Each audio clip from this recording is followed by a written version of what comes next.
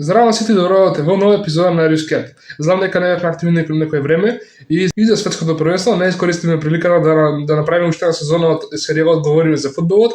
Така, тоа е моја вина, но сега ќе се подружам во овие 3 епизоди да го изнесам моето мислење и моите впечатоци од светското првенство во САД, Канада и Мексико. Морам да кажам дека се сум презадоволен од атмосферата, на начинот и од целокупниот вајб што го направило првенство. Видовме нови правила, нови традиции, нови, да речем, некои регулации што ФИФА ги вметна за ова светско првенство, но морам да кажам дека низ целото светско првенство се повторуваше таа една иста шема каде што гледачите беа максимално задоволни од било која утакмици да се играше и да играа некои да речем условно послаби резултати, гледачите беа задоволни, падна многу голови, така да тој аспект мислам дека нема ниту една негативна работа што може да се каже. Од мој аспект можам да кажам неколку работи што не ми се допадна и што беа иновации за ова светско првенство, а тоа беше паузата за освежување, односно паузата каде што по 3 или 4 минути судијата го прекинуваше на преворот и им даше шанса на играчите да пијат вода, односно да се освежат. Сега тој формат би функционирал ако сите надпревари се играа под екстрена жештина и се играа во ден, но како што видовме, многу утакмици се играа по затворен кров и навечер, така да мислам дека тоа беше непотребно и беше, да речам, се искористи од страна на некои поединци за да се направи маркетинг, за да се, да речем, да се подобрат финансиските сметки на одредени спонзори. Од ова видео ќе направам 3 дела, едниот ќе излезе денес, вториот ќе излезе во среда, а последниот ќе излезе во петок. Се што сакаме да кажеме ќе го поделиме на 3 дела, а сега мислам дека можеме да почнеме со впечатоците од групната фаза. Кои резултати направи изненадување, кои резултати потврдија и слично. Ајде да почнеме од почетокот со група А. Мексико, како што јас очекував и предвидив на почетокот, домаќините доминираа во групната фаза, дадоа 6 гола непримени 1 и ги освоија сите 9 бода.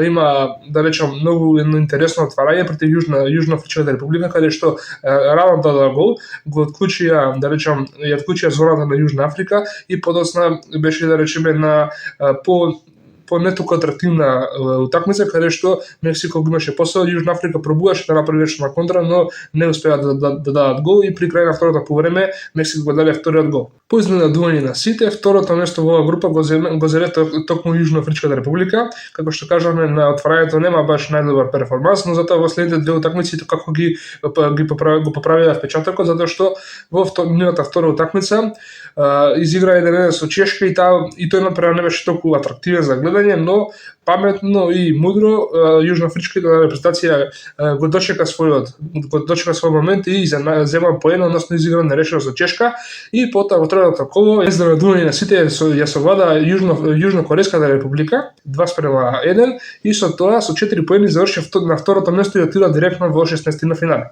Да кажам дека Јужна Кореја и Чешка многу потврдија оваа група. Јужна Кореја заврши со 3 поени на третото место, а Чешка република имаше само 1 поен. Како и да гледаме, мислам дека повеќе се очекуваше од овие резултати, затоа што ова беше прилично балансирана група. Секој можеше да биде прв, втори или трет, но затоа еве Чешка заврши последна во оваа група. За мене најпоценетната група од аспект што тоа што од оваа група не се очекуваше многу голови од фудбалските аналитичари, но морам да кажам дека тие сгрешија затоа што во оваа група падна многу голови. Швајцарија зазема првото место со 7 поени, откако изигра еден, да речеме, разочарувајќи напред во првото коло против Катар, 1:1, подоцна и тоа како ги оправда очекувањата и ја понижи Канада, да речеме, на домашен терен. Подоцна и Босна исто така ја понижи, можам да кажам, затоа што дава 4 гола. Второто место припадна на канаѓаните. Канада изигра нерешено со Босна на првиот меч и од нив се очекуваше, мислам дека се очекуваше повеќе од нив, но сепак со второто место не може да бидат толку разочарани.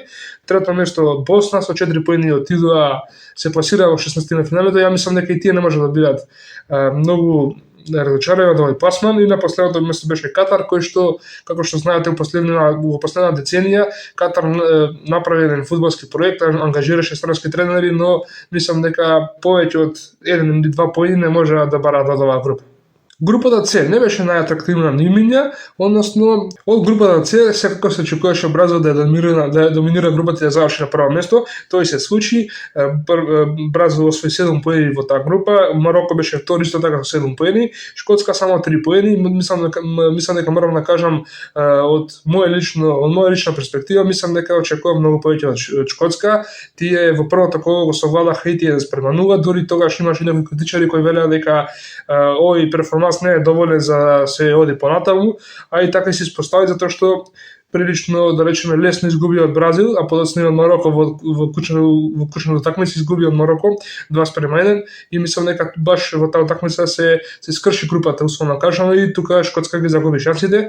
Мароко играше исто така атрактивен фудбал, Бразил покажа многу, Хаити на последното место, мислам дека како за деби на оваа карибска резултација, мислам дека тоа беше се што може да се очекува, да проба да изигра нешто, па ако биде нешто да ќе биде, ако се освоат поени добро, ако не, мислам дека ова е на нив да речем лекција за следното светско првенство ако успее да се пасира.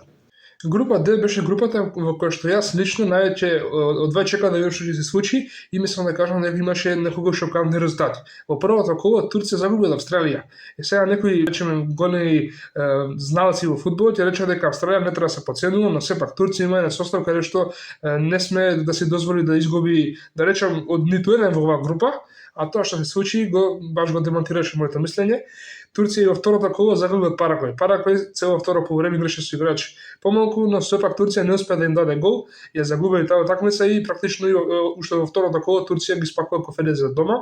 Америка имаше солиден настап на Парагвај, против Парагвај изигра 4:1, го победи да речеме доста уверливо. Следна надпревара играше со Австралија и нив 2:0 ги победија, немаше тука нека тешка задача за репрезентацијата на САД. Во последното коло САД и Турција кога играа, Турција успеа да победи, кога веќе не им требаше. Второ и трето место заврши Австралија и Парагвај со по 4 поени, мислам дека тие исто како може да бидат задоволни на тоа. Не играа некој да речам најатрактивен фудбал, како што видовте Парагвај играше доста, да речам, деструктивно, Австралија играше што можеше, мислам дека и двајцата може да бидат задоволни од нивните резултати. Толку од мене за оваа епизода. Во среда излегува втората епизода, се гледаме за 2 дена, каде што ќе анализираме останатите групи. Чао!